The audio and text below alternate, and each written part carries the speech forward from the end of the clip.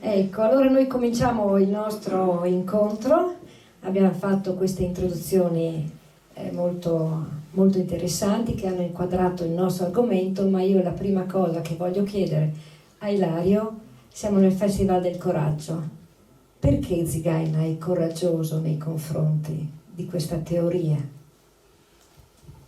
È veramente coraggioso? È molto coraggioso e questa situazione era stata anticipata dallo stesso Pasolini quando nel capitolo Il cinema impopolare aveva delineato tutta questa condizione e aveva detto: la società non integra né lo scandalo dell'autore né la comprensione scandalosa dello spettatore.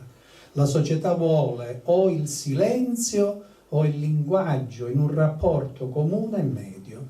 Ed è quello che noi ascoltiamo generalmente quando si parla di Pasolini. Pasolini è stato ricondotto a un linguaggio in un rapporto comune e medio, mentre Zigaina, da grande spettatore di Pasolini, aveva compreso che Pasolini aveva esercitato la propria libertà di scegliere la morte. E questa libertà di scegliere la morte doveva essere reinterpretata, reintrodotta nel parlabile dallo spettatore. Del resto, nel cinema impopolare, Pasolini parla di un tema. Mi trovo come uno scolaro a dover scrivere un tema. Il tema è libertà dell'autore e liberazione degli spettatori. E Zigaina mi diceva: Ilario, stai attento perché lì c'è tutto di Pasolini. Bene, libertà. Dopo averci ben pensato, ho capito che questa misteriosa parola nel fondo di ogni fondo non vuol dire altro che libertà di scegliere la morte. E ciò è scandaloso, perché sia i cattolici che i comunisti sono d'accordo nel preservare la vita. I cattolici perché la vita è sacra, ce l'ha data Dio, e i comunisti perché bisogna vivere per adempiere al nostro dovere verso la società. E anche la natura è d'accordo, ci fornisce dell'istinto di conservazione, ma la natura è ambigua e accanto all'istinto di conservazione ci fornisce anche della pulsione di morte. Gli autori sono gli incaricati a far emergere la pulsione di morte sull'istinto di conservazione. La libertà è un attentato autolesionistico alla conservazione linguistica ed esistenziale.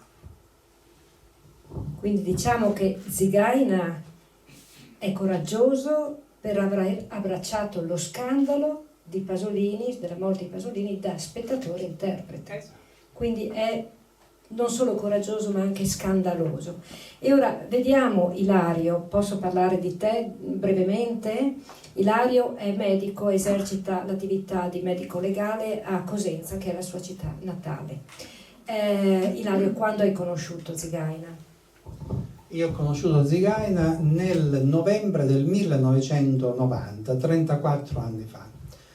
Avevo conseguito da poco la specializzazione in medicina legale, amavo la pittura, però ero convinto di non poter portarla avanti perché la medicina lascia poco spazio ad altre attività e quindi avevo stornato questo interesse verso l'acquisto di qualche opera e l'avevo contattato.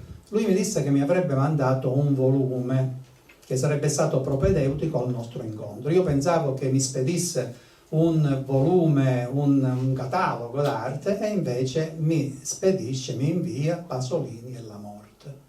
Io ho cominciato a leggere il libro con grande difficoltà, il linguaggio era particolarmente forbito, io del resto non conoscevo niente né di Pasolini né tantomeno di Zigaina, ma l'unica cosa che emergeva era questo fatto che mi scandalizzò.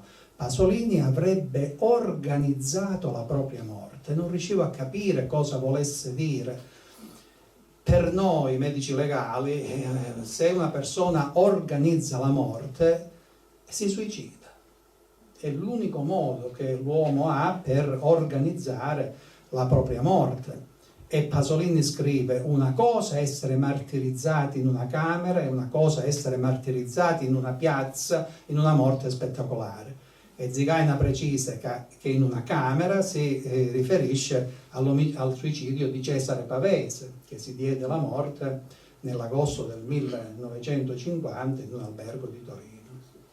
E Però Pasolini non amava il suicidio, perché aveva scritto: il suicidio lascia un vuoto subito colmato dalla qualità peggiore della vita. Quindi l'unica morte che aveva un significato era la morte del Cristo, che Pasolini riconduce a quella del fratello Guido, che è il trauma terribile che lui deve sopportare nel febbraio del 1945, allorquando Guido Pasolini venne ucciso da mano fraterna nemica.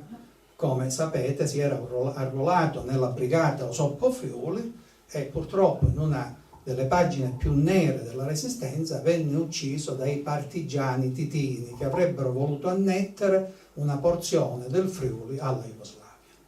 Pasolini non si liberò mai del senso di colpa per la morte del fratello, perché si rese conto di averlo spinto verso quella morte sacrificale. Guido aveva cercato di misurarsi sul piano culturale con Pierpaolo, ma le capacità di quest'ultimo erano tali da non permettere alcun confronto.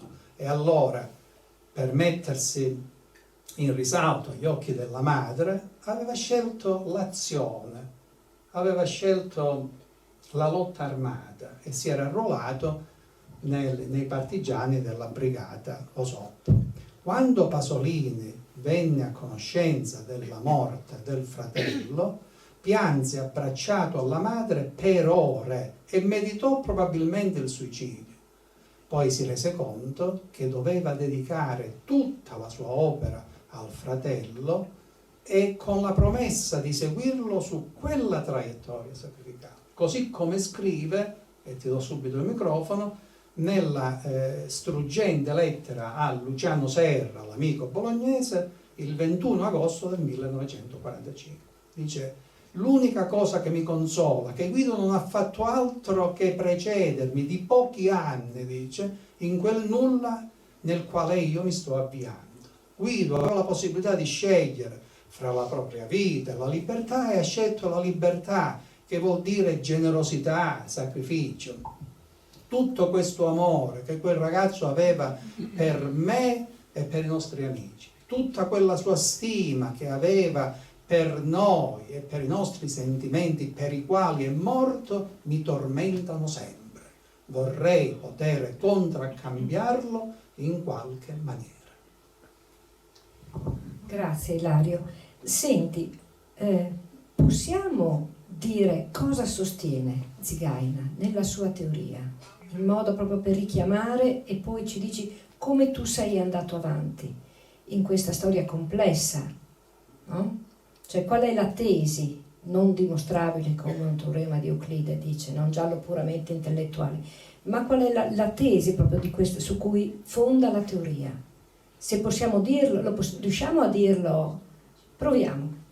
Bisogna tornare, come dicevo prima, a quel capitolo, il cinema impopolare, perché il tema è libertà dell'autore e liberazione degli spettatori. Dopo aver parlato della libertà, Pasolini passa ad autore e dice: un autore, se un facitore di versi, di romanzi, di film, trova connivenza, comprensione od omertà nella società in cui opera, non è un autore. Un autore non può che essere un estraneo in una terra ostile. Egli infatti abita la morte anziché abitare la vita, e il sentimento che egli suscita è un sentimento più o meno forte di odio razziale.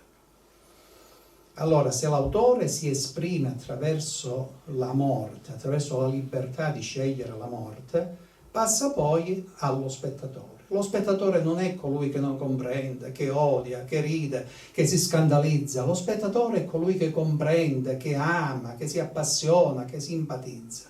Ambedue infrangono l'ordine della conservazione, che chiede il silenzio del rapporto in un linguaggio comune e medio.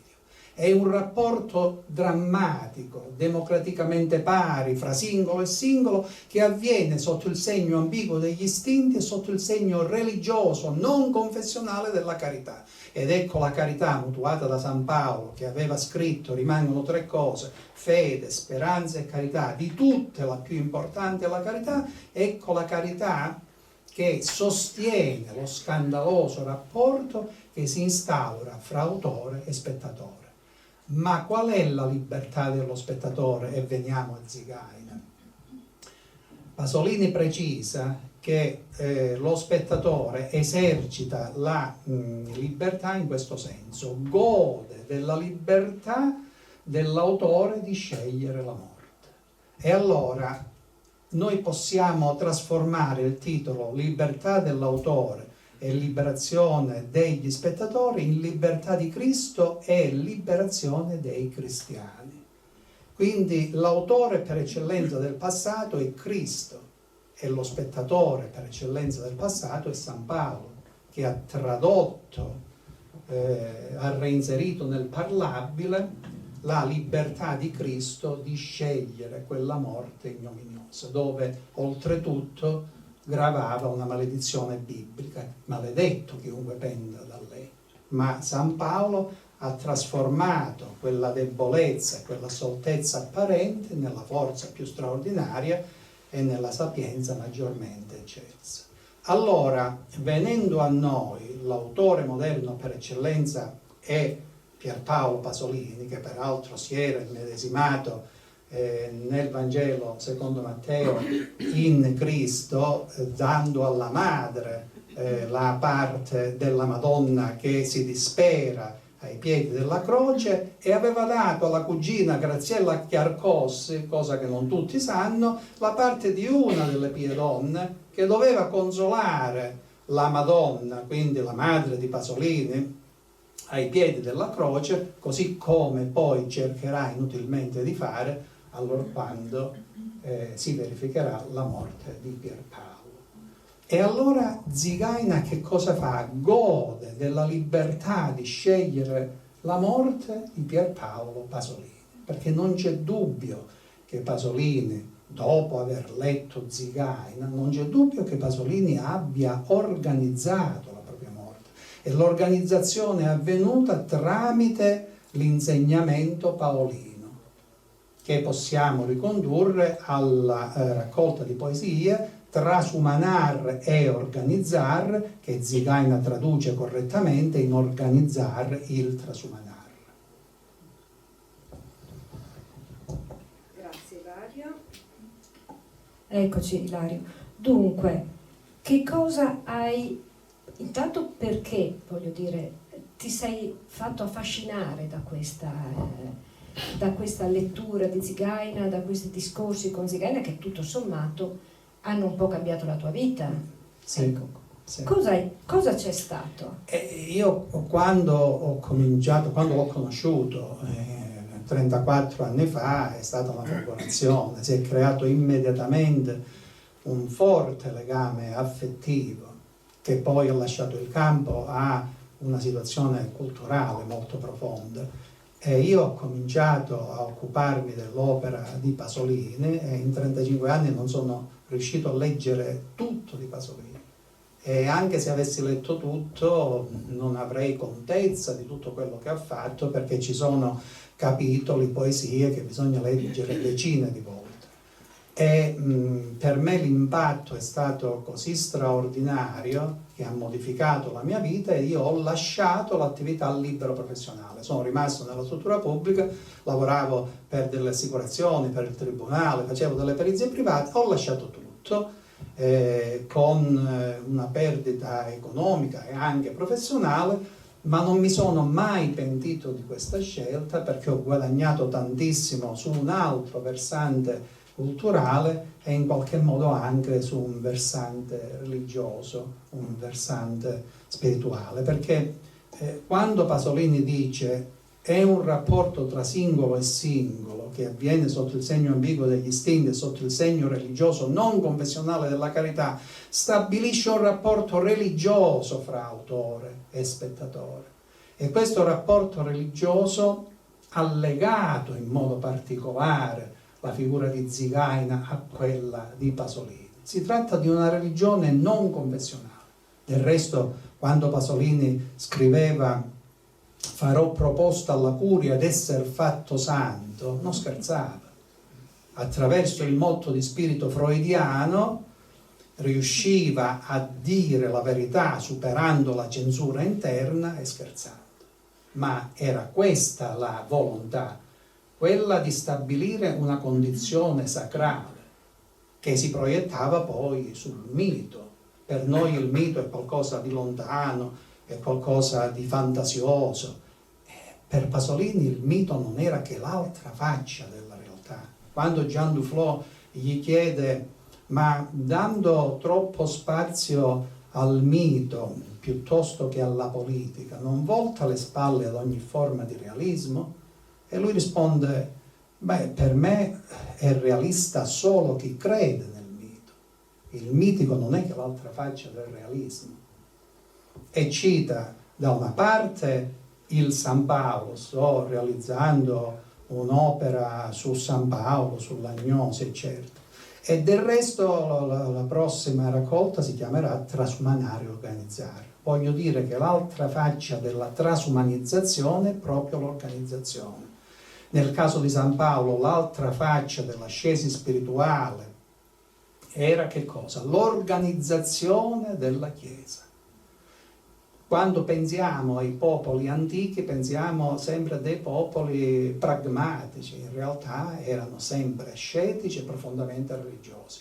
Quindi si vengono a creare questi due verbi lontani dal punto di vista semantico e vicini dal punto di vista fonetico: organizzare il trasumanare. Ed è stato questo l'obiettivo che Pasolini ha perseguito per tutta la vita dopo il dramma del fratello.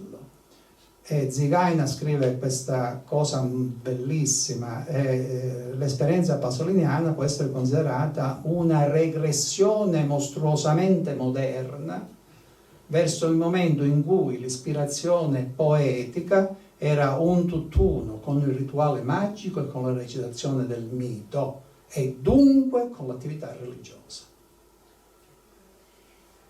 E a proposito di questa realtà religiosa, Zigaina ha studiato il dove e il quando di questa morte. Sì. Vediamo un po', raccontaci, Ilario, i tuoi studi come guardano a ovviamente questo. Ho lasciato la mia attività privata, ho lasciato tante perizie medico-legali per affrontarne una sola, quella sulla morte di Pasolini, con un fascino straordinario, perché mi sono avvicinato a questo autore immenso, a questi due geni, da una parte Pierpaolo Pasolini, dall'altra Zigaina.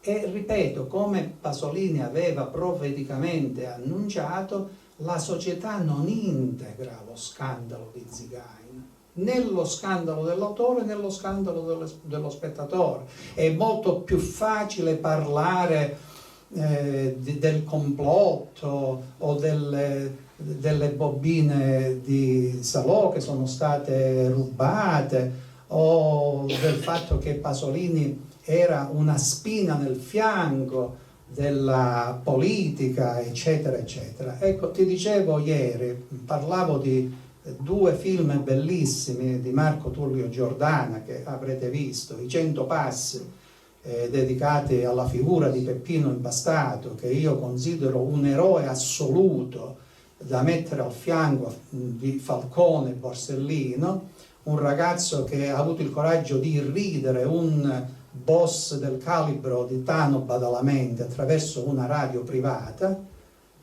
e dall'altra parte fa un film, Marco Tullio Giordana, Pasolini, un delitto italiano, e riconduce tutto il discorso pasoliniano con lo stesso meccanismo che aveva utilizzato per Peppino Impastato. Le cose non stanno così, perché non si può studiare l'opera di Pasolini e considerare quell'omicidio dove, come vedete, stanno vagando nel vuoto da 50 anni, senza tener conto di che cosa aveva scritto, di cosa voleva Pierpaolo Pasolini. Pasolini non era una persona normale, Pasolini era un genio assoluto, e per decifrarlo c'era bisogno di un altro genio assoluto, di Giuseppe Zigaina, che ha potuto contare sull'euristica e non sull'esegesi classica, per andare ad interpretare quella morte attraverso la coordinazione filosofica ed artistica. Ed è difficile ovviamente comprendere tutto questo, anche perché noi abbiamo timore della morte. Noi viviamo come se non dovessimo mai morire. Facciamo magari delle tragedie per cose di poco conto, come se dovessimo vivere in eterno. In realtà ognuno di noi dovrà morire per le regole della natura. E Pasolini non aveva il terrore della morte fisica, aveva il terrore di non essere riuscito ad adempiere correttamente al suo compito. Per lui la vita era poesia e il suo terrore era quella di non averla espressa compiutamente. Del resto un aforisma straordinario che cita Zigaina continuamente è: o esprimersi e morire o essere inespressi e immortali, dove immortali sta per immorali. Diceva Pasolini: se noi fossimo immortali saremmo immorali, perché il nostro esempio non avrebbe mai fine e quindi resterebbe in eterno sospeso ed ambiguo. E un altro aforisma particolarmente importante che ci ricollega al sacrificio di Guido è: il fonema senza il gesto è un semantema diverso. Il fonema è il verbo pasoliniano che, per avere un significato pieno, affinché possa avere un semantema completo, definitivo, deve associarsi con il gesto con l'azione di Guido. Pasolini diceva: l'uomo si esprime attraverso la sua azione ed è con l'azione che modifica la realtà e incide nello spirito. Grazie Ilario, io ho fatto domande molto semplici perché seguire Ilario nella sua profondità è molto complesso.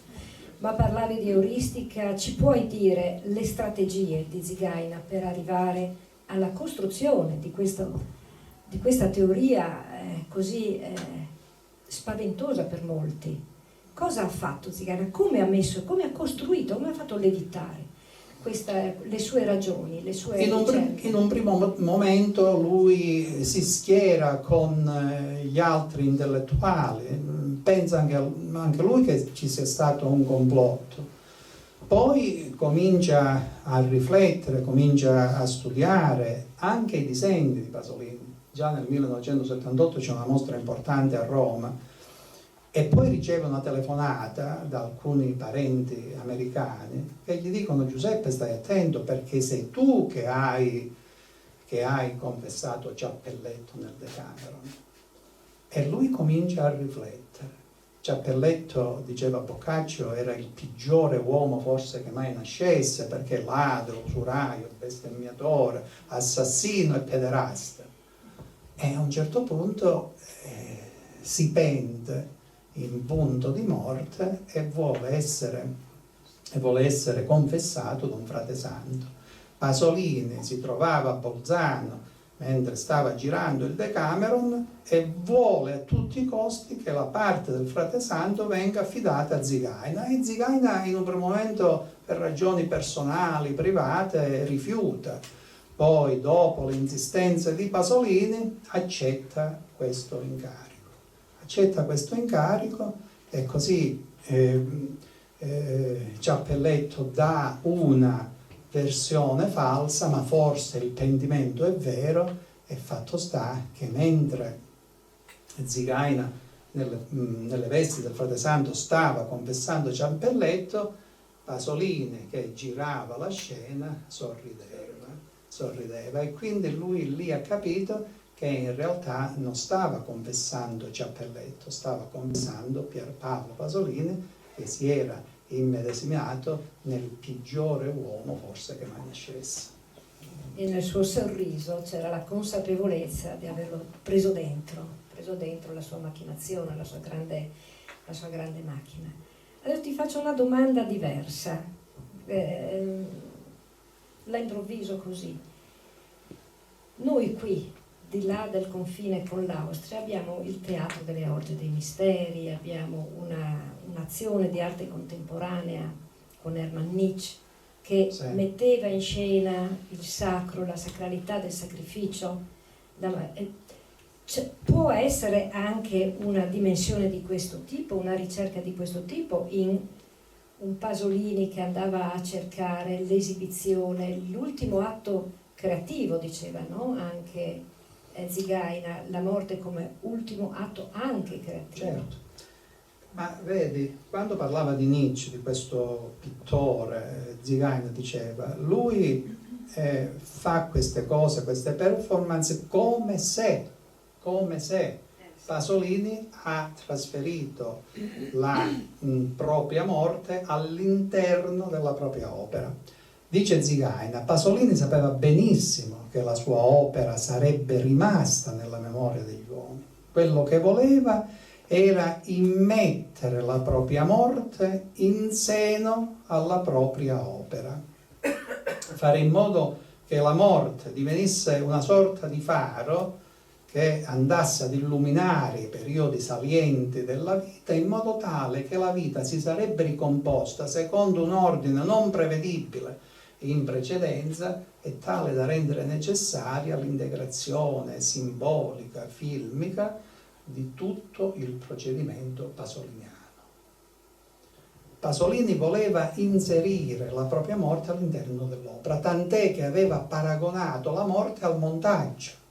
Così come il montaggio sceglie diversi piani sequenza e dà un senso, un significato al film, la morte che cosa fa? Sceglie i periodi salienti di una vita e trasforma quella vita in una storia e trasforma il nostro presente indefinito, incerto e instabile in un passato certo e stabile e chiaro. E faceva l'esempio Zigaina, immaginate un uomo di 60 anni che è stato sempre una persona per bene. A un certo punto, a 60 anni, si macchia di un reato. Quel reato non pregiudica solo il suo futuro, ma proietta una luce sinistra su tutto il suo passato. Quell'uomo si presenta in un modo diverso da quello per cui l'abbiamo conosciuto. Quindi è assolutamente necessario morire, perché finché siamo vivi manchiamo di senso. La morte diventa assolutamente necessaria. È un discorso che avrebbe potuto fare un santo, perché è attraverso la morte che si dà contezza, che si dà il significato vero, reale alla vita. Finché siamo vivi siamo un caos di possibilità. Ecco perché la morte ha la stessa funzione stilizzatrice del montaggio. E Pasolini credeva realmente nell'efficacia e nella realtà del mito. Quante volte Zigaina ha ripetuto questa frase? Pasolini credeva nella realtà e nell'efficacia del mito. E il mito è sempre è sempre andato avanti attraverso la volontà dell'uomo di avere una vita dopo la morte. Sì, e questo, visto che siamo anche freschi di una mostra sull'incisione di Giuseppe Zigaina, si incontra molto nella scelta dei segni per comporre quell'immagine in cui puoi sprofondare, no? Dice Zigaina. Certo. Questa selezione del segno dopo segno come azione di scavo e di scelta negli elementi della memoria per poi riuscire a formare, come in un montaggio, Certo. una nuova immagine di sé, o comunque una nuova immagine. Ilario, tu avevi qualcosa da farci vedere? Sì. Allora, abbiamo parlato di una situazione teorica, adesso io vorrei entrare in un procedimento più realistico per mostrare qual è stata la genialità di Giuseppe Zigaina rispetto alla genialità di Pierpaolo Pasolini. Ecco, Zigaina si è soffermato tantissime volte sull'8° capitoletto di Una disperata vitalità, che è realizzato su un asse centrale come in una lapide, e c'è la profezia sul luogo della morte. Vuoi leggerla? Ve la leggo. Da una disperata vitalità in poesia in forma di rosa. Siamo nel 1964, edito da Garzanti. È così che io posso scrivere tremi e treni e anche profezie, da poeta civile, ah sì, sempre. Quanto al futuro, ascolti. I suoi figli fascisti velleggeranno verso i mondi della nuova preistoria. Io me ne starò là, come colui che, qui manca qualcosa, come colui che, sulle rive del mare in cui ricomincia la vita.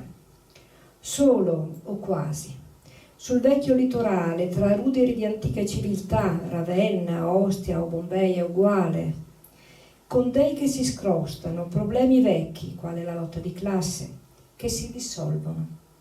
Come un partigiano, morto prima del maggio del 45, comincerò piano piano a decompormi nella luce straziante di quel mare, poeta e cittadino dimenticato.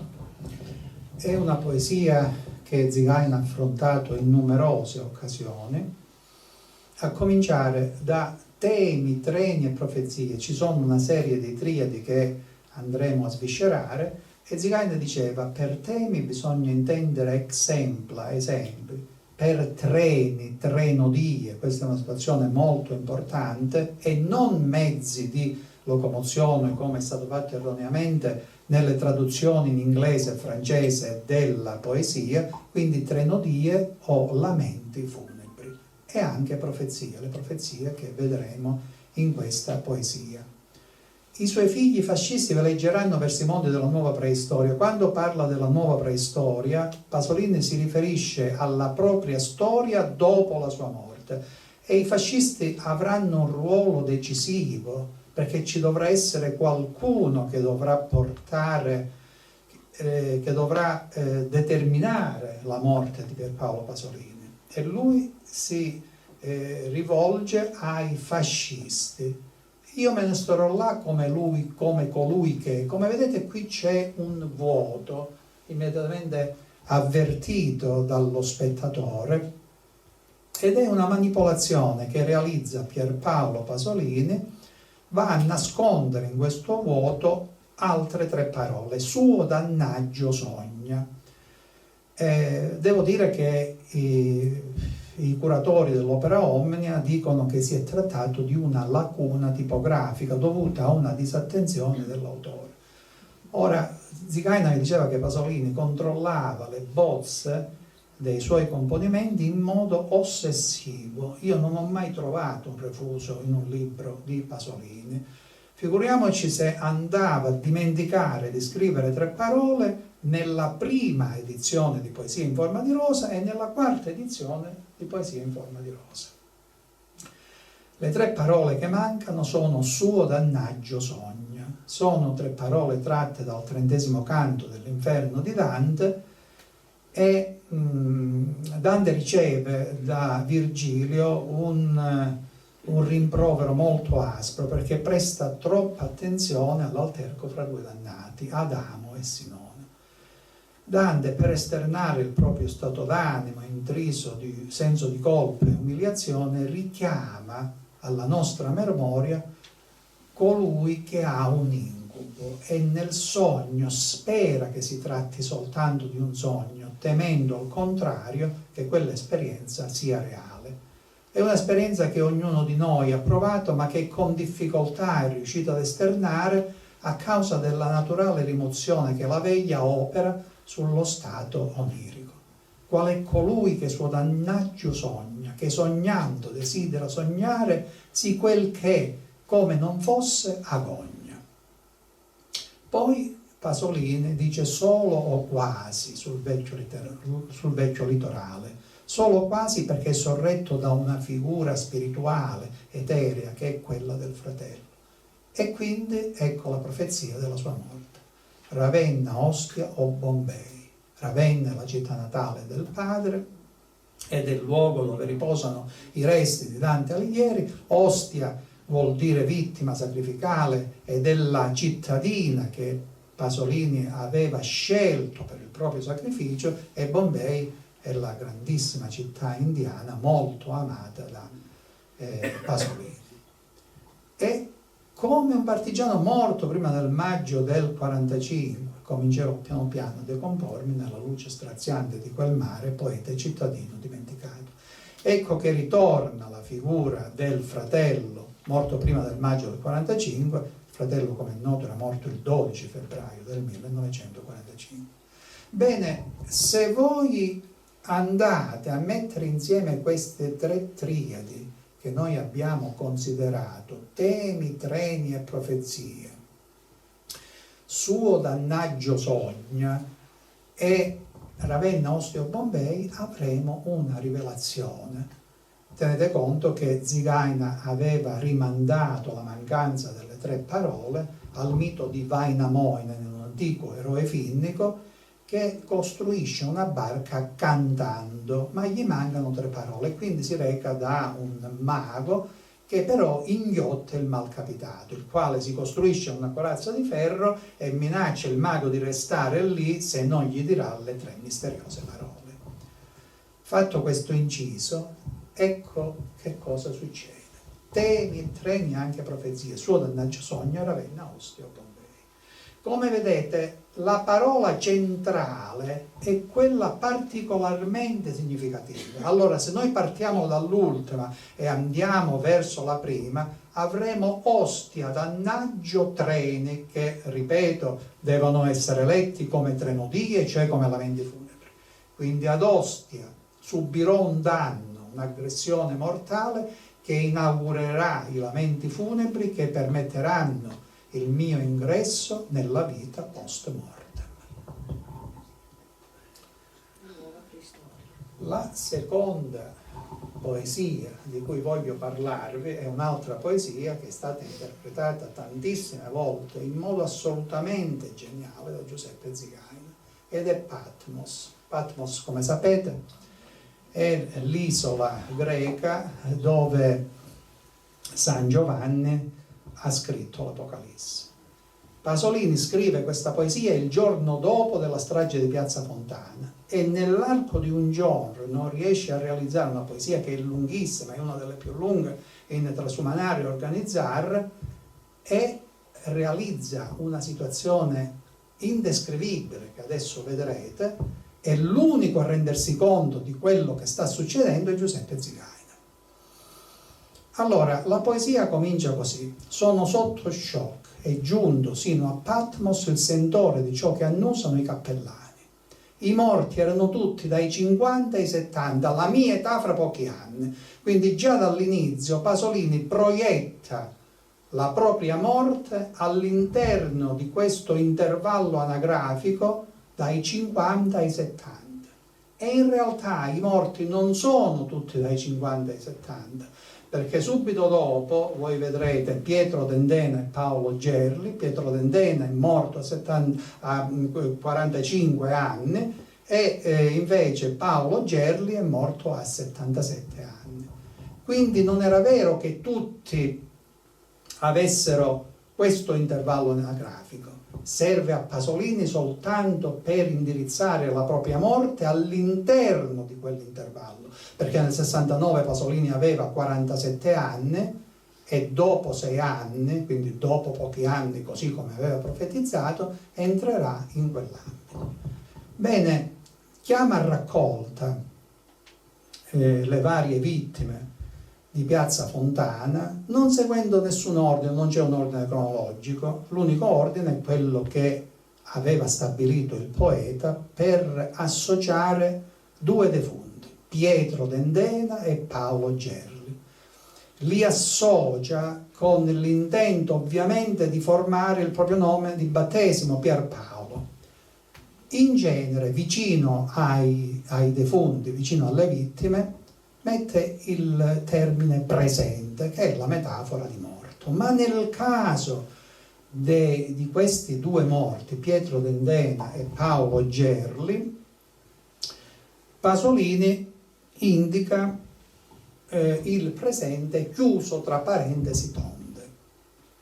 Perché fa questo? Se ne accorge Zigaina, perché sospende il senso. Questo segno di interpunzione ha il significato di sospendere il senso di quel presente, che non è più la metafora di morto, perché Pierpaolo, quando scrive la poesia, non è ancora morto, è vivo, ma presto seguirà il destino delle vittime di Piazza Fontana. E di Pietro Dendena cita il figlio, che si chiama Paolo, di 10 anni, stabilendo subito l'asse maschile che gli interessa, Pierpaolo, asse maschile opposto a quello che stabilisce invece in Teorema, dove il padre si chiama Paolo e il figlio si chiama Pietro. Dopodiché rincara la dose, avrebbe detto Zigaina, e dice: non mi meraviglierei da letterato schizoide che comparisse tale quale in Onorio del Prado, né che avesse un debole per l'Inter. Pasolini era tifoso del Bologna Calcio, ma a un certo punto, quando il Bologna scese in classifica, orientò le sue simpatie verso l'Inter. Contemporaneamente compare Pietro Dendena, ma sta parlando ovviamente di se stesso, tale quale in Onorio del Prado. E Zigaina rintraccia il capolavoro, che è questo: la fucina di Vulcano, custodito nel famoso museo di Madrid. E vedete che Dio Apollo compare nella fucina di Vulcano per fare una rivelazione sconcertante. È evidente la differenza fra la divinità di Apollo, circonfuso di luce con la corona di alloro, e l'umanità di Vulcano e dei suoi allievi, seppure Vulcano fosse un dio. E quindi qui abbiamo la dimensione del trasumanare e organizzare, dell'organizzazione e della trasumanizzazione.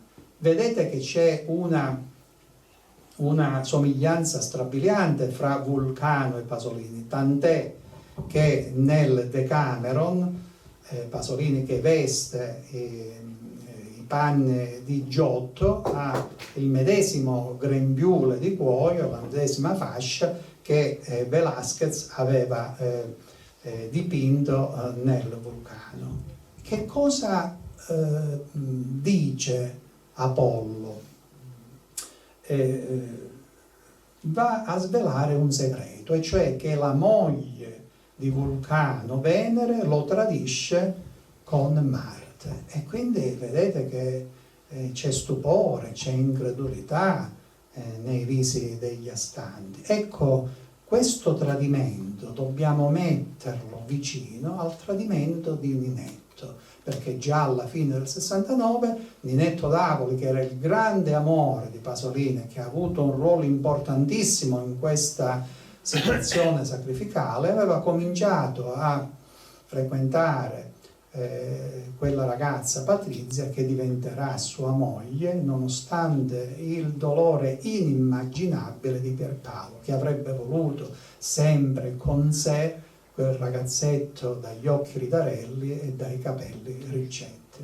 Quindi questa profezia, questa rivelazione di Apollo si ripercuote sulla vita privata di Pasolini. Ma da Pietro Dendena passa a Paolo Gerli, ripeto, per realizzare il proprio nome di battesimo, e come vedete anche per Paolo Gerli il presente è racchiuso tra parentesi, perché c'è il senso sospeso inerente a questo segno di interpunzione.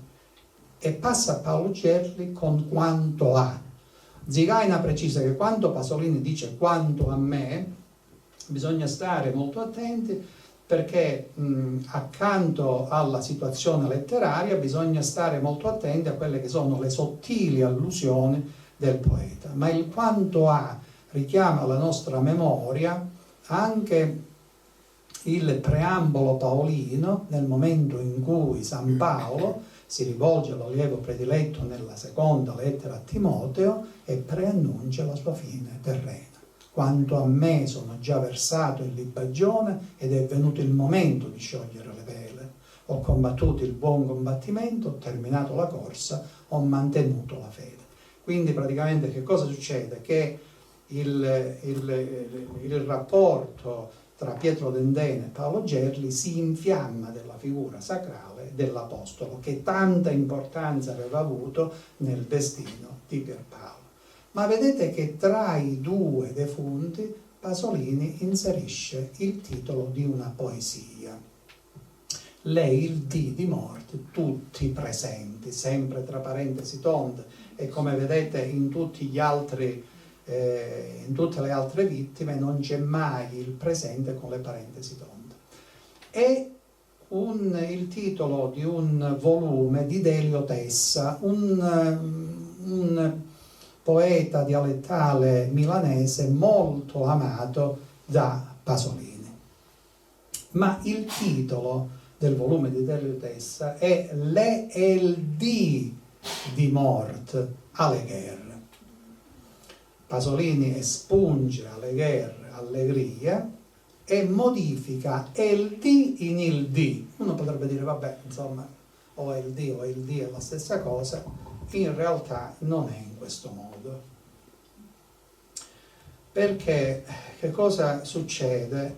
Vedete, questa è la triade dove praticamente noi abbiamo Pietro Dendena presente, quando Paolo Gerli presente, e in mezzo l'El dì di morte. L'El dì di morte ovviamente è il giorno dei morti, e quindi ovviamente la ricostruzione di Zigaina rispetto a questa triade è che il giorno dei morti, il 2 novembre, Pierpaolo sarà presente e morto nel giorno che sarà poi della mia morte, perché il dì al posto di le el dì richiama un'altra poesia, una poesia dialettale friulana inserita nella meglio gioventù degli anni 40 e riproposta poi nella seconda versione nel 1974 con in epigrafe i versi del Vangelo di Giovanni relativi al chicco di grano che, se caduto in terra, non morirà, rimarrà solo, ma se morirà darà tanto frutto. Bene, la poesia qual è? È il dì della mémoire, il giorno della mia morte, che quindi va in qualche modo ad intrecciarsi con quello che è il giorno dei morti, il giorno dei morti. Quindi è una condizione in cui Pasolini, dopo aver parlato di Ostia, dopo aver parlato del luogo, parla anche della data in cui si celebrerà il proprio sacrificio, che sarà appunto il giorno dei morti, il 2 novembre del 1975, in cui tutti e due, Pietro e Paolo, saranno presenti, così come aveva profetizzato all'inizio della poesia. Bene, c'è ancora un'altra considerazione da fare, è relativa alla nota dell'editore. Qui non c'è bisogno di diapositive, della nota dell'editore in seno alla Divina Mimesis. Voi sapete che Pasolini aveva realizzato questo libretto di poco più di 90 pagine, nell'arco di molti anni era intervenuto, aveva modificato, eccetera, e all'interno di questo libretto pone una nota dell'editore, una nota strabiliante, perché travestendosi nell'autore in Einaudi afferma che l'autore è morto, ucciso a colpi di bastone l'anno scorso a Palermo, e dice che il corpo dell'opera è rimasto sparso un po' qui e là, e addirittura un blocchetto, un block notes è stato trovato nella borsa interna della propria vettura, e un foglietto a quadretti pieno da una decina di righe molto incerte, di taglio macabro ma commovente, è stato trovato nella tasca della giacca del cadavere.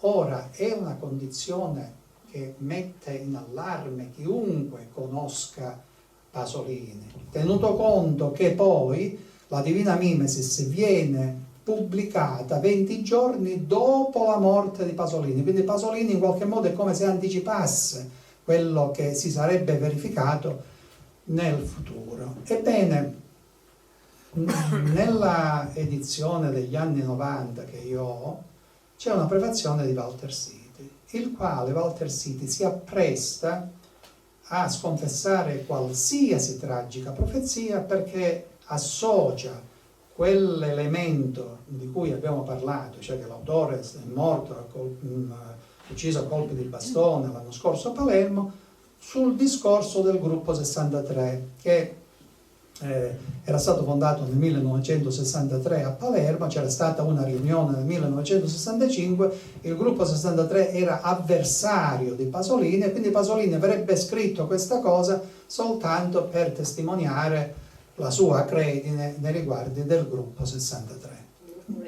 Del gruppo letterario di cui faceva parte tra l'altro Sanguinetti, che subito dopo la morte di Pasolini aveva scritto, aveva detto: dopo poche ore finalmente ce lo siamo tolti dai piedi questo confusionario residuo degli anni 50. Questo era uno dei personaggi del gruppo 63, certamente un gruppo di altissimo livello, ma fare una dichiarazione del genere davanti a un poeta di quel livello che era morto da pochissimo tempo è veramente sconcertante. Bene, a mio parere Walter Siti si sbaglia, e di grosso, perché bisogna considerare che Pasolini parla della Divina Mimesis in occasione del Festival dell'Unità che si è tenuto a Milano nel settembre del 1974 e tiene una relazione basata sul genocidio e dice: sto scrivendo un'opera e nelle note si tratta della Divina Mimesis, dove per fare esperienza del genocidio il protagonista discende negli inferi, si trova in una grande borgata di una grande città meridionale, forse Roma. Quindi se integriamo questa considerazione con quello che era stato scritto nella nota dell'editore, noi avremo la risoluzione della realtà. Cioè Pasolini è stato ucciso a colpi di bastone nella periferia romana, dove Palermo quindi ha soltanto un significato che è distorsivo, ma che è funzionale all'ambiguità che Pasolini aveva sempre indicato all'interno della propria opera. Ma c'è di più, ed è una situazione che io ho scoperto qualche anno fa, che sarà presente in una pubblicazione futura, ma che voglio dire proprio stasera, perché si tratta ovviamente di un appuntamento molto importante per me. Dario Bellezza aveva avuto il compito di considerare, di guardare le bozze della Divina Mimesis. Pasolini era molto occupato con tanti altri lavori e aveva chiesto all'amico romano, al poeta romano Dario Bellezza, di controllare le bozze. E a un certo punto, e questo Bellezza lo scrive nel secondo volume su Pasolini, il poeta assassinato, edito nel 1996 dalla Marsilio. E a un certo punto Bellezza vede questa nota dell'editore e gli dice, quindi ripercorre il discorso dell'omicidio a Palermo l'anno scorso a colpi di bastone, il block notice, il foglietto nella tasca del cadavere. Ci dice: ma Pierpaolo, ma come ti è venuto in mente di scrivere una cosa del genere? E Pasolini, ridendo, gli risponde dicendo: perché potrei fare una fine così. Quindi attraverso il motto di spirito aveva superato la censura interna e detto la verità scherzando. Questa è la situazione in cui si è mosso Giuseppe Zigaina e questa è la situazione in cui si muovono gli altri, dove non vogliono vedere, anche davanti a una situazione così chiara, così evidente, così palese, dove abbiamo un genio che riesce a profetizzare, che riesce ad anticipare, e dall'altra abbiamo delle persone che dovrebbero difendere la memoria di Pierpaolo Pasolini e che invece non riescono a vedere al di là del proprio naso, o meglio, riescono a vedere molto lontano, ma non vogliono vedere. E come è noto, non c'è peggior sordo di chi non vuol sentire. Allo stesso modo chi non vuol vedere ciò che si sta realizzando nell'ambito pasoliniano ovviamente dice sì, però lì c'è il discorso del gruppo 63, si è trattato di un linciaggio letterario, nessuna tragica profezia. Ilario, grazie. Io direi che dobbiamo passare a questo punto alle domande del pubblico. Però mi devi dire al volo, noi non potremo mai leggere, Zigaino ha scritto 7 libri, leggerli come lei ci vuole una vita, daccene uno di cui non possiamo fare a meno, uno solo. Beh, il libro di cui non si può fare a meno è Ostia. Se mi permetti, avevamo visto che Pasolini aveva espunto Alegher e poi compare al termine di Orgia, una tragedia particolarmente importante.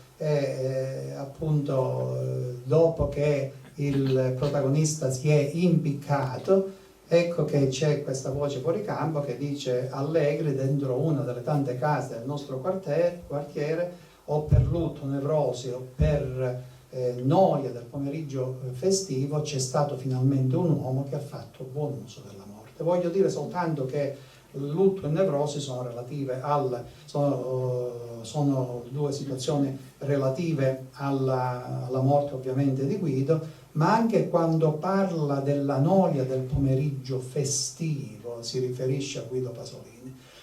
Ora c'è questa poesia molto importante in cui Pasolini evidenzia di avere dentro di sé il destino del fratello, ed è la poesia Vittoria, che finisce in questo modo: con la testa spaccata, la nostra testa, tesoro umile della famiglia, grossa testa di secondogenito, mio fratello riprende il sanguinoso sonno, solo tra le foglie secche, nei sereni eremi di un bosco delle Prealpi, perso nell'oro della pace d'una interminabile domenica.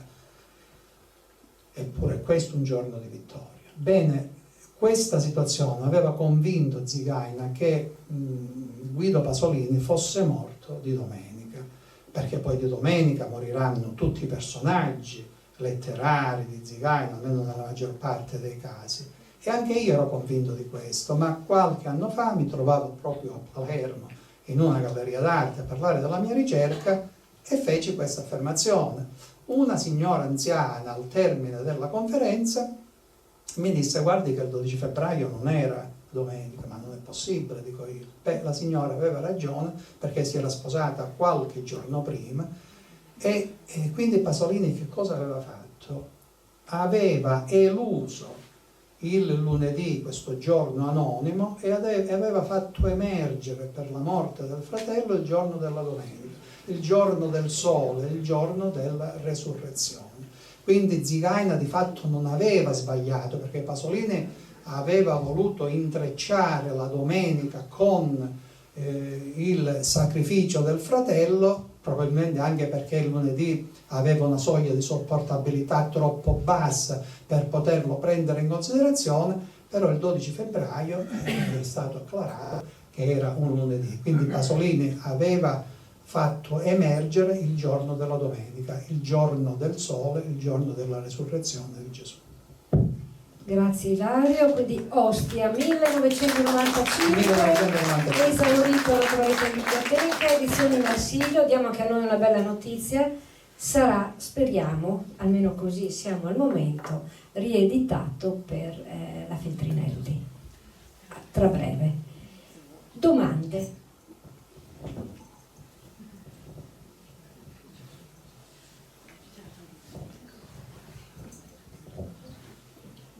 Giada. Vediamo se qualcuno però ha la domanda, perché l'argomento è tosto. Eccola in fondo. Faccio il giro.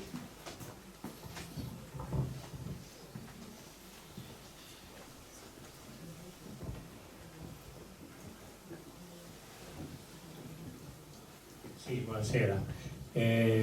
Giulio Andreotti, che come sappiamo era un uomo intelligente, fece una battutaccia, una battuta quando dopo la morte di Pasolini disse se l'era cercata, quindi era d'accordo con Zigaina, no?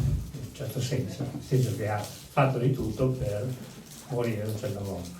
Ma al di là di questo, insomma, che è opinabile, volevo ritornare sul fratello. Lui nel 64, mi pare, scrive una sua biografia, autobiografia, perché doveva andare in America per far conoscere la sua opera agli americani, insomma, che conoscevano solo il cinema di lui, la poesia, la letteratura, non sapevano niente. E dice all'inizio proprio: non passa giorno in cui io non pensi a lui e pianga. Non sono le parole esatte, ma insomma nel senso è questo. E quindi il rapporto con questo fratello, siamo nel 64, continua evidentemente per tutta la vita, no? Domanda: il fratello si è sacrificato per la libertà, come sappiamo, anzi per gli amici, perché quando sono stati i primi spari, lui è arrivato, lo hanno avvisato, gli hanno detto: guarda che c'è pericolo. Lui non è scappato, è andato a aiutare gli amici, quindi si è sacrificato come Cristo, insomma, su questo sono d'accordissimo. La parte, diciamo, di impegno pubblico di Pasolini può essere letta come una imitazione del fratello che ha combattuto per la libertà e per gli amici, e lui ha denunciato, ha fatto tutto quello che ha fatto, quindi non solo per voler morire, ma anche per una lotta per la libertà, per la giustizia, per la verità, insomma, no? Può essere letta in questo senso? Ma guardi, parlando di Andreotti, mi sembra che quell'affermazione sia distante anni luce dal procedimento che ha portato avanti Zigaina, un procedimento spirituale, un procedimento religioso seppur non confessionale, ma un procedimento che aveva a che fare con il mito e con la realtà, quindi sono due situazioni completamente diverse. Zigaina ha dedicato una porzione importantissima della sua vita intrecciando l'operazione pittorica e incisoria con quella letteraria, che in alcuni casi a me sembra che siano divaricati, in realtà sono una complementare all'altra, così come Zigaina ha dipinto i paesaggi a volo d'uccello guardando dall'alto e ha scoperto orizzonti straordinari. Allo stesso modo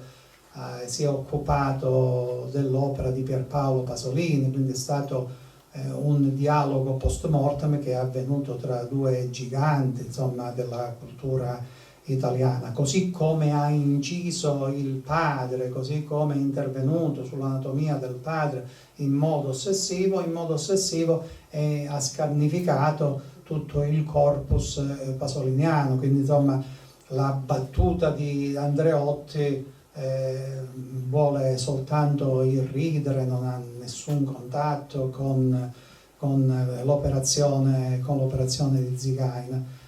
Certo, Zigaina, Pasolini ha fatto delle cose straordinarie. Pasolini ha combattuto il capitalismo, per esempio, aveva un'idea che non poteva essere filtrata attraverso il capitalismo. Lui amava la povera gente, lui riprovava poi la stessa purezza a livelli altissimi, quindi non c'è dubbio che è stato un uomo straordinario da tutti i punti di vista, però aveva mantenuto, come lei ha detto, la figura del fratello dentro di sé, e allora tanto più cresceva la sua fama anche a livello internazionale, tanto più cresceva il suo senso di colpa per quell'atto di vigliaccheria, tra virgolette, che si era perpetrato ai danni del fratello, al punto che lui si convince poi di essere stato l'assassino del fratello, come dimostrerà in Ostia e nel San Paolo, dove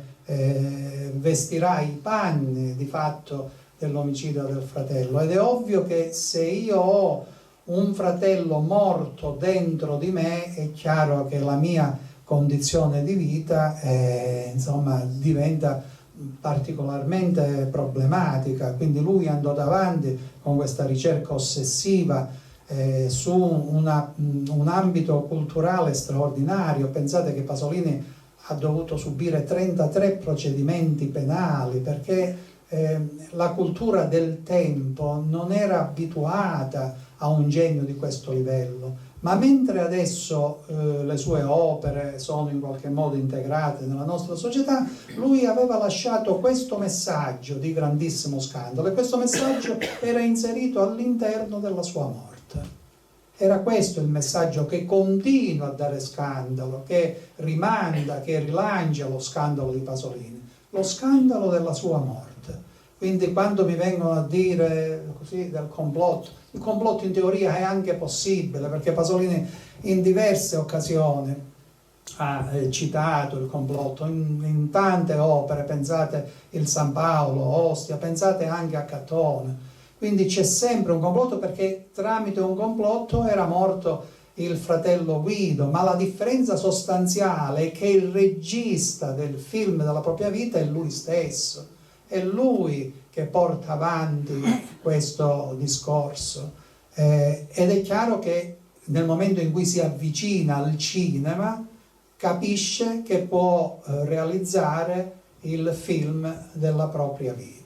Il passaggio al cinema è molto importante, perché il cinema è la lingua scritta della realtà, e lui dice la lingua scritta della realtà è particolarmente importante perché ci permette in primo luogo di stabilire cos'è la realtà. La realtà ha un linguaggio, e finché noi non l'abbiamo visto proiettato nel cinema, quel linguaggio per noi era inconcludente, non avevamo contezza di quel linguaggio, ma quando quel linguaggio ci è apparso scritto nel cinema, noi abbiamo avuto contezza del linguaggio della realtà, abbiamo modificato il nostro rapporto con la realtà da fisico a culturale. Questo è stato l'impatto straordinario del cinema su Pierpaolo Pasolini. E anche su noi, no? E anche su E anche su noi come spettatori. Altre domande?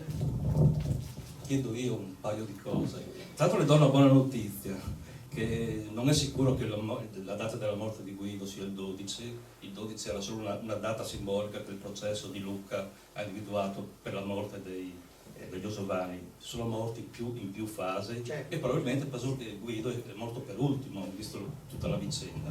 Non è escluso che sia morto il 18, domenica 18. Quindi riapre. Non lo so. Sulla questione di Porzulus in Friuli c'è un grosso dibattito e siamo in molti a essere preparati. Io avevo letto che Pasolini riteneva in un primo tempo che fosse morto il 7 di febbraio. Il 7 c'è Porzulus, il 12 c'è la morte, e è poi complicato. Invece si era acclarato il non 12. c'è una data sicura della morte, quindi potrebbe anche darsi che mi sembra che certo. è confermato. Io volevo spostare un po' il discorso su un altro aspetto. Lei, da quanto ho letto io, è uno dei pochissimi che ha preso sul serio le teorie di Zigaina. Facendo un quadro della situazione del quadro intellettuale italiano, qual è la sua valutazione su come è stato recepito o rifiutato nel 99% dei casi questa teoria di Zigaina? Una cosa. Terza cosa, condivido in pieno la scelta delle due poesie, Patmos e Desperata Vitalità. Mi sembra strano che non abbia citato però l'ultima poesia, Saluto e Augurio. Sì. Perché lì è proprio di un'evidenza ha ragione. macroscopica. Pasolini si rivolge al fascista, quello ucciderà. Esatto. Cioè, Pasolini parla al fascista, quello ucciderà. Ha perfettamente ragione, del resto sa, dovendo fare una cernita, è chiaro che poi Ma Saluto e Augurio è una poesia, la ringrazio per questa considerazione. Lui dice probabilmente è l'ultima poesia in friulano, quindi comincia in questo modo e si rivolge a questo ragazzo che è un morto, che è un fascista, che si chiama Fedro, appena ritornato dalla Grecia. Esatto, e dice: Hic desinit cantus, prenditi tu sulle spalle questo peso, ragazzo che mi odi, portalo tu, risplende nel cuore, e io camminerò leggero andando avanti, scegliendo per sempre la vita, la gioventù. Quale vita, quale gioventù, se si era considerato poco prima, si era considerato in un verso precedente un vecchio? Lui, attraverso quel ragazzo, attraverso questo fascista, lui voleva andare nella vita dopo la morte. Qualcuno ha detto: ma Pasolini amava la vita. Certo che amava la vita, ma amava la vita dopo la morte. E allora, perché nessuno o pochissimi si sono avvicinati alla teoria di Zigaina?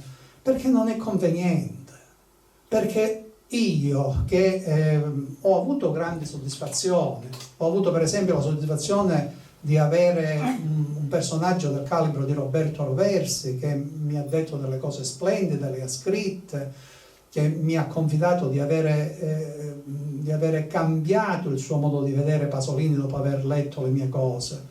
E Roversi, insieme a Leonetti, aveva fondato con Pasolini Officina negli anni 50 a Bologna, quindi era stato un compagno di viaggio, era stato un personaggio straordinario. Non conviene nel mondo di oggi prendere queste posizioni controcorrente, perché le persone vogliono fare carriera, vogliono trovare le porte aperte. Io, quando ho inviato i miei libri a Casarsa, al centro di Pasolini, non mi hanno nemmeno risposto. Quando io mi presento come allievo di Zigaina negli ambiti istituzionali, non mi rispondono. Ecco, e questo Pasolini come... Questo è molto importante, e questo ripeto, è scandaloso che delle persone che hanno assunto questo ufficio, cioè quello di difendere la memoria di Pierpaolo Pasolini, che, come lei diceva, si rivolgeva con l'ultima poesia ad un fascista. Queste persone non prendono in considerazione un personaggio del calibro di Zigaina, che ha dedicato 35 anni della sua vita a occuparsi di questa tematica, che è stato insignito di un'onorificenza di accademico di Germania. Pensi che l'accademico di Francia è stata una situazione che è stata data a Giorgio De Chirico, ed è stato insignito di questa onorificenza per motivi letterari e pittorici. Però, ripeto, oggi le persone vogliono fare carriera, vogliono avere le porte aperte, non vogliono andare a mettersi in un angolo. C'è stato un intellettuale di Cosenza, della mia città, purtroppo adesso è morto, che in un articolo su Pasolini, si trattava di un uomo di alto livello, che però probabilmente non aveva letto né le mie cose né quelle di Zigaina, aveva sostenuto che io e Zigaina eravamo due soggetti deliranti. La cosa non mi ha dato assolutamente fastidio, anzi mi ha riempito di orgoglio, perché essere associato al mio maestro con il delirio è stata una cosa per me molto bella, e mi ha fatto ritornare in mente un capitolo di Petrolio, l'epoche, storie di 1001 personaggio. Bene, Pasolini che cosa fa in questo capitolo? Scrive un romanzo sul dio di Saulo e Saulo, che poi si frammentano e danno vita a una folla di personaggi, e dice questa cosa straordinaria: proprio nel momento in cui progettavo e scrivevo il mio romanzo, proprio nel momento in cui ricercavo il senso della realtà e ne prendevo possesso, nell'atto creativo che tutto questo comportava, io desideravo anche di liberarmi di me stesso. Morire, cioè, nella mia creazione, morire come si muore di parto, morire come in effetti si muore eiaculando nel ventre materno. Erich Fromm precisa che nei casi di attaccamento particolarmente morboso del figlio nei riguardi della madre, il desiderio non è quello di ritornare al seno materno, ma al grembo materno che tutto riceve e distrugge. E Mircea Eliade continuava dicendo che il regressus ad uterum si verifica in tutte le condizioni iniziatiche in cui vi è l'ingresso in una vita dopo la morte. Bene, a un certo punto il protagonista di questo capitolo, che è di origine calabrese, lascia il romanzo sul tavolo e si reca in questo paesino della Calabria perché vuole annegare. È un desiderio da compiere senza alcuna possibilità di pentimento. Quindi si spoglia, entra nel mare, ma che cosa succede? Che non tocca più, ma non annega, e anzi si trova a vivere una condizione di beatitudine, perché la temperatura dell'acqua è, diciamo, calda, e tutto è morbido e luminoso intorno, la respirazione è meravigliosamente semplice, guizza da una parte all'altra, non è un nuotare, è un volare senza ali, dice. Bene, conclude dicendo: la mia storia è tutta qui, ma per essere allucinatoria non dovete credere che essa sia meno reale. Allora, ricordando l'aspetto del grande che era stato dato a me e a Zigaina, io voglio concludere dicendovi che la storia di Pasolini è tutta qui, ma per essere allucinatoria non dovete credere che essa sia meno reale.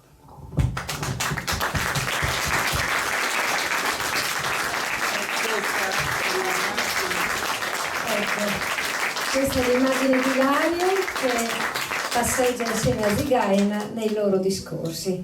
Ilario che... vicino la casa del maestro in via del Peretto. In via del Peretto.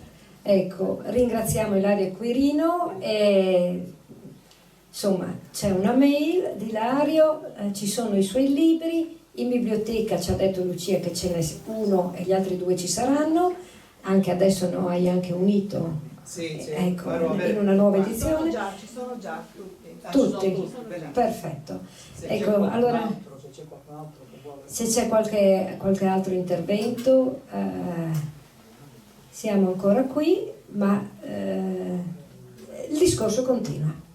Domani sera vi ricordo un'altra situazione, un altro punto di vista. Siamo con una proiezione in Zigaina 100, non nel Festival del Coraggio, che ringraziamo moltissimo per questo bel incontro che ci ha organizzato. Grazie a tutti, buona serata, molto interessante. Grazie.